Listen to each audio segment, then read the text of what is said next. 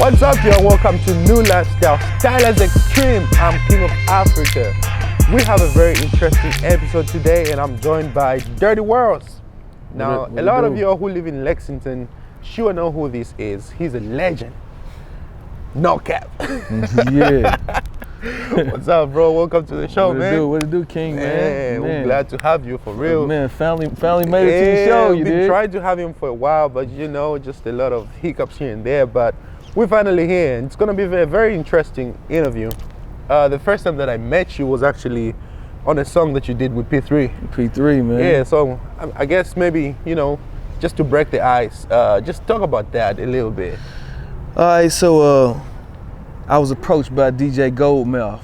DJ Goldmouth said, man, I want you to do a song with my young artist, man. My young artist, man, he's doing this thing. And I was like, well, who is it? He's like, young cat named P3, man. He sound real good. I was like, well, give me the vibe of the song. So he gave me the vibe of the song. I was like, all right, give me about 15 minutes, 30 minutes, I'll write the verse. I wrote the verse, laid the verse down. And I hadn't even heard his verse yet. I just did my verse and I dipped. You know what I'm saying? Just a favor for a favor. Yeah. All right, so long story short, I run into P3's cousin, my dog, Eddie Smith. Yeah. Eddie Smith's like, boy, that verse that you did on P3 song is cold. I was like, who's P3? I didn't know who P3 was at the time. He's like, dog, that song that you did with P3, bro, it's cold. Yeah. I was like, bro, I don't know what you're talking about. I've done a lot of songs, right? You don't even know who P3 was. I didn't know who he was. So he kept on saying the same thing. I was like, bro, I don't know what you're talking about. So finally we parted ways. Yeah. He sends me the song on my phone. He's like, so you don't know this song right here? He said, it says Dirty Wurlz. So he played it. I was like, yeah, that's my verse. I did that song. He's like, that's my cousin right there. Yeah. I said, oh. And so he let me hear P's verse, and I was like, oh, this is rolling. He was snapping. This is rolling. So after that, P hits me up. He hits me up through Instagram. He's like, hey, bro, like we need to we need to meet up. We need to link up. Yeah. We linked up. Next thing he's like, bro, we need to do a video. So that's when I met you over on Loudon Avenue. Right. And we shot the video, bro. It was, that video was cold. Like, oh man, I appreciate that, man. Yeah, because that, you know, I did an interview with P3, you know, a while back, and it was like a line in there that you said in the song. Yeah. And that was like before like anything happened. You was talking about Nipsey. Yeah. You know what I'm saying? Yeah. So I was like, oh man, and then like it just happened, like to die, you know, to get killed. That's crazy. You know, so like how you feel about that entire situation and what's going on in the rap culture? Man, I feel like Nipsey was shorted, man. He didn't even get to enjoy his glory, bro. Like I had caught wind of Nipsey a couple years ago, and I was like, dude's music's like really fire. It just ain't, it's underground, and like, you know, being an underground artist, you know what I'm saying, you gotta wait your turn. And then when like, it's like right when his music was about to take off, right, he gets taken from us. Man, the rap world, man, I guess to me, these cats are, it's really different from the way I grew up listening to rap. It's way different. Like you had to have some lyrical content. You had to really have some street credibility. You really had to be doing what you said you was doing. Otherwise, you looked at it as like, man, quit lying. Right. And it's different now, man. These cats ain't doing what they say they doing. They don't have what they say they have, and it's more like high school to me. Like if you're popular, if somebody sees you out grinding, you got partners that you grew up with, then I guess they gonna co-sign you. They gonna show up at your video. They gonna play your music. And a lot of the music, I'm sorry, to me, it's trash, bro. So who are you listening to now? You know, one of my favorite artists, man, is It's Ross, man. I like Ross's. Both. I like Ross's like his. Because you got the beard. Nah, man. What he's talking about, bro. Like what he's talking about is like he goes extra hammer, man. Like he's talking about swag, bro. Like that luxury black swag. Right. And it's really coming from how the white people live. Yeah. And I don't mean to sound, racist or nothing like that. It's how they live, but sprinkled with Lawry's, bro. Like on the chicken, man. He seasoned it up, you dig? But then like another person that like I'm like he's like dope is his rival. Yeah. I love 50, bro. I love 50, man. Like if 50 don't even have to rap another song, man, his persona period, it's personified, bro. Yeah, for real. Yeah, I mean, I like 50, like the fact that, he, just that gap that he closes between entertainment and music, like bringing them together. Yeah. Just for him to be able to show that you can do more than just rap. But you got to realize, like, when I was coming up and I was really like getting into the hardcore music, yeah, I was a Mobb Deep fan, bro. Like East Coast Mobb Deep, like there wasn't nothing you could tell me about like hardcore street rap. What they talking about over here is not hardcore street rap. What they talking about in the city is hardcore street rap. But then I'm so versatile. I love people like Outkast and you got your T.I.s, you got your Jeezys. Jeezys, like if I'm gonna model anything after anybody in the game, Jeezy, man, because he's low key, he's swagged out. Like, no matter how many people try to hate on him, no matter what he's done with the BMF and how they done fell off, you can't hate that swag on that dude. The dude's like, his music is just like, it grabs you. That Snowman album just like took my soul and was like, woo. That's spot on. Yeah. Yeah, no, I feel that. So now, coming to you, so have you always like been a wildcat like Lex? Oh, definitely, man. Cats for life, man. Cats for life, man.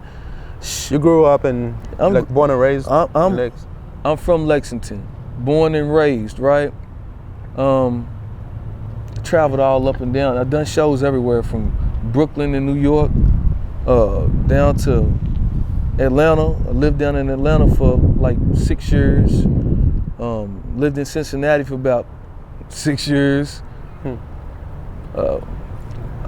I'm not your regular street dude, you know what I'm saying?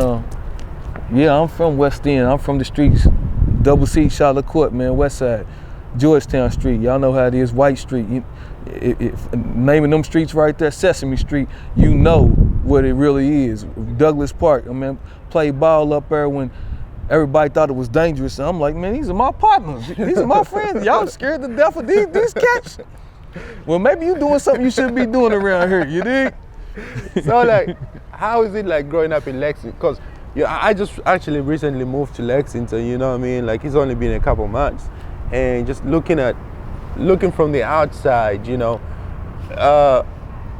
when it comes to the entertainment industry, I kind of thought like, I used to make a reference to Lexington to be more like organized and, like maybe there's like a higher demand for what we're trying to do and what you do, in Lexington. And like when you see on social media, everybody posting about, just people from Lex, like it's a different type of vibe. They trying to flex and, making it like they're really out there trying to make it and get it, and then when you get down to the basics, like maybe it's a show that you're trying to put on, maybe it's a video shoot that you're trying to put on, but like you just don't get that much support. So how is it like growing up and up to now? Like, has it always been like this way? All right, so with Lexington, I know a lot of people say they don't get support. Man, whenever I put something out, I get support, bro. Like, they gonna support who's been really doing it. I've been really doing it, man. I was Wurlz in high school. We was rapping at the cafeteria table, beating on the, man, I've been Wurlz since elementary. I was JT in Metathor. This was my elementary school, but we beating on the back windows, me and my cousin, partner Cole. We beating on the back of the windows getting set in the front of the bus because we rapping on the bus. Man, one of my first raps, I still remember to this day. And my partner down in Atlanta, he's from Lexington. We call him Walt. His name is Walt Clary, but you know, we call him Walt B. Yeah. We ride this bus called 29, and everybody knows we kick behind. It started way back in history with Antoine Floyd and James Turley, right? So that was my first rap on the bus, right? And then from that point on, we would be beating on the windows and going through our thing. But I remember this from grade school, bro, because we got put to the front of the bus because we got the bus jumping. I'm talking about we got the bus jumping. Like, everybody going crazy on the bus. So we've been doing this since we was kids. And Bus 29, shout out Miss Jackie, man, if she's still alive. You know what I'm talking about? That was the bus driver. She made us sit behind her on the bus. But it went from that to me and him dancing in school dances, making up DOS effects dances, dressing in black, we making our own dances up. Like, we came up in this real hip hop era. Right. And then from that point, to getting to high school, to now we at the lunch table, we beating and we flowing. Lamar Wilson will bust out a beat, whether it's a beatboxing or he might be beating on the table. And me, I'm going in off the top. Like, I've never been shy about let's rap. Like, I would freestyle, but we freestyle at the lunch table, we go off. So, you know what I'm saying? I've always been who I've been when it came to the music. But the cats over Bryan Station, like, they really had the door open because Bryan Station was predominantly, to me, more diverse. It was more black. You know what I'm saying? They had more African Americans over there, and they really pushed it to another level. You had the Finances, you had the Minos, you had the Trevor Claibornes, you had the Mad Militia, Lil Lee, and like they were deep over like and everywhere them cats went, from Windburn to Hollow Creek to all the block parties, which is Micro City, like, them cats went in, bro. Like, they would go anywhere. Lefty, Shiesty Christ, I mean, that's the same person. Shahad, you have Jahaz. Like, it was so many of them cats, bro. Like, it was so many of them cats. And, you know, you watching them wanting to be down with they clique, but knowing that your lyrical skill ain't like what because they got good, they Ginsu knifing it. Right over here, you butter knifing it. They in ciphers everywhere, every day, all day. Me, I'm over here by myself. Couple cats from Dunbar, but our population ain't as diverse as them. Right. So, you know, me, once again, I'm versatile, bro. I'm playing basketball. I'm hooping for the high school. I ain't got time to be rapping like they rapping. I'm over here. I got practice. I can go practice. I gotta go hoop.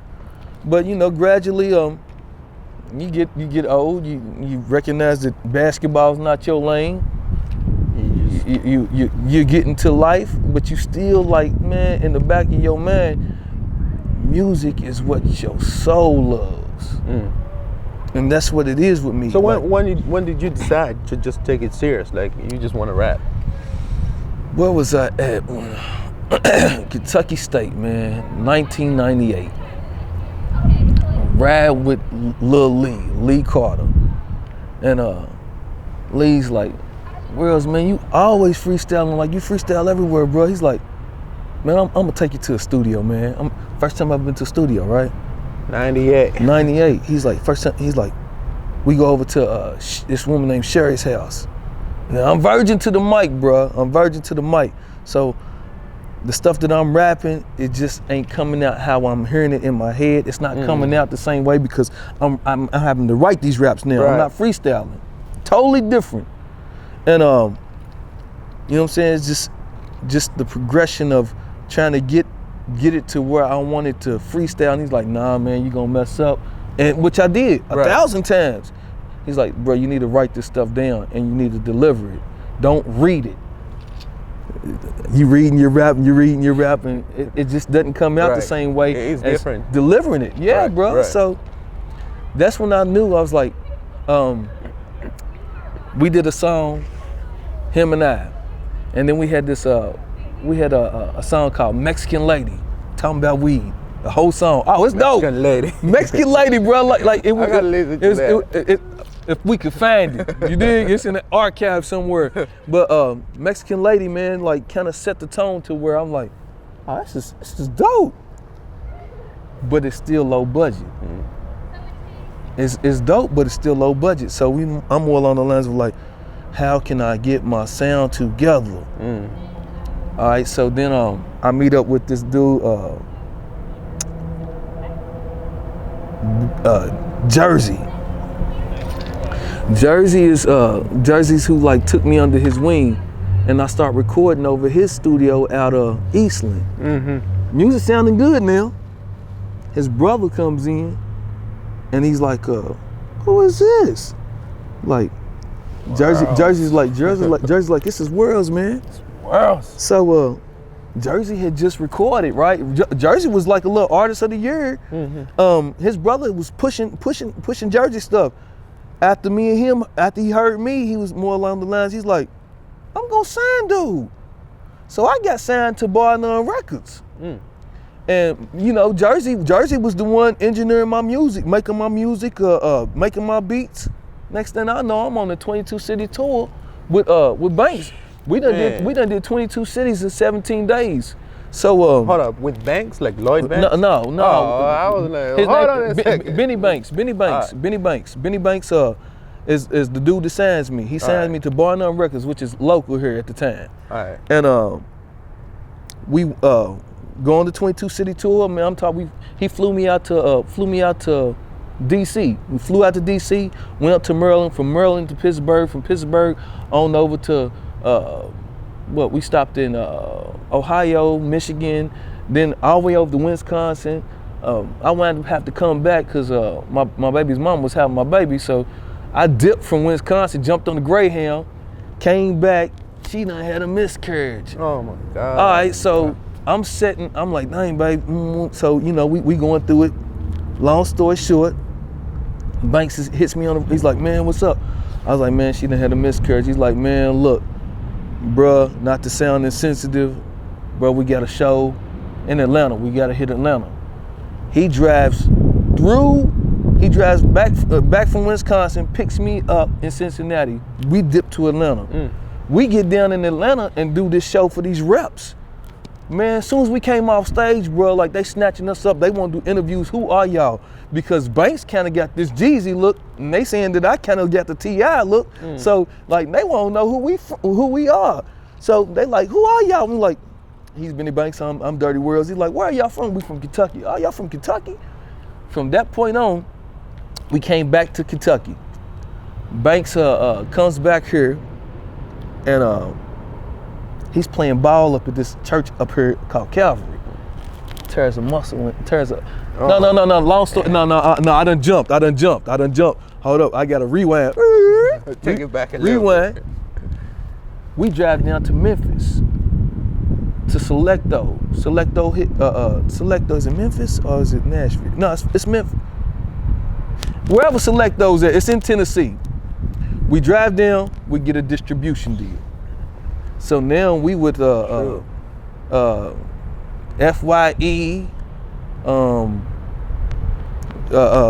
what's the other companies?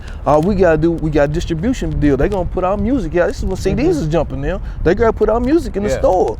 I'm like a kid in the candy store. Like, oh, bro, we about to take off. All we got to do is just like really get some marketing behind us. Right.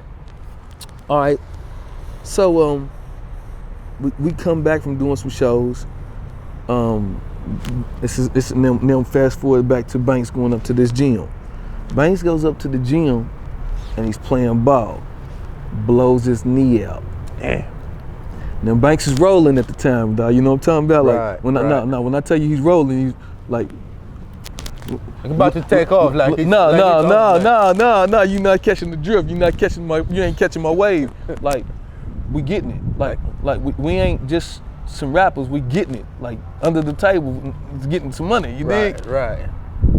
Like it's coming in. Banks goes to the doctor because he done blew his knee out. Right. The next morning, as he's coming in from the doctor, the police raid his spot. Like Banks goes to jail. He's like Banks goes to jail. He goes to jail for like 12 years, bro. 12 years. So everything that was left on the table right there, like life is totally different from this point, bro. Like, all the connects he had, when I tell you he had connects, I'm talking about connects, bro. Like, we in Chicago, I'm backstage, Gerald Levert, I'm talking about LSG, Gerald Levert, Keith Sweat, Johnny Gill, they all on stage, they coming off stage. We back there with New Edition. Like, bro, we hand to hand with these people, bro. We're getting it, like we out there, and we really like making some waves. We in the Marvin, what's his name? Is it Marvin McIntyre? Marvin, it's Marvin something. I think it's McIntyre. The dude that really trained New Edition. Like, we with his people on this road trip, fam. Like, we really are tied in. I'm talking about tied in. You wouldn't even believe it. Yeah, like, it just becoming, like, you becoming comfortable to the I'm sitting over here like, matter of fact, we went on tour with Sticky Finger's brother on this 22 city tour. His name was X1. X1 wound up killing himself. But you can look all this up, dog. All this is like, I can't make this up. Right. X1's brother Sticky Fingers from Onyx. Let the boys be boys. Slam. I don't know if you remember them. Like, it might be before your time. So. Look them up. I ain't listened to they was real. Onyx then was for real. Well, long story short about this. Banks goes to jail. X1 kills himself. I'm no longer have all these ties. So now, my contract's up with Banks because I only signed a 3-year contract with him. He's been gone for 12. 12 years. That means after the 3 years, 9 years, I'm on my, what am I gonna do? I'm waiting on Banks to get out. Or am I gonna push this myself? Because my window is getting smaller and smaller. So I do what any real cat's gonna do. I got to get on my grind. I got to get my money up. I got to buy me some equipment. I got to record. I got to do this. I got to put together my own shows. So I'm putting together my own shows. I'm putting together my own little money. I'm getting it. I moved down to Atlanta, like I said, hooked up with my cousin Rob Berry. Rob Berry's doing it in Atlanta. Like, I'm talking about, has me on the scene at the T.I. parties, has me on the scene with the Jeezys. So now I'm messing with him and his crew, and this dude named True, they call True Black. This dude named Chuck down in Atlanta. Chuck has got me on the scene at Jermaine Dupri parties. Chuck's got me on the scene. I'm backstage with Jeezy like this. I meet Jeezy because of Chuck.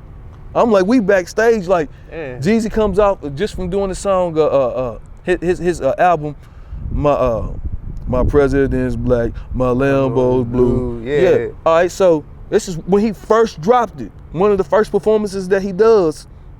That's where yo was at. I'm in Atlanta. We at all strip clubs. We doing everything that you're supposed to do as artists trying to break into the industry down in Atlanta. Now, this is very interesting, not to cut you off. So, you guys stay tuned, and I'll be right back with a close-up on Dirty Wurlz. So stay tuned.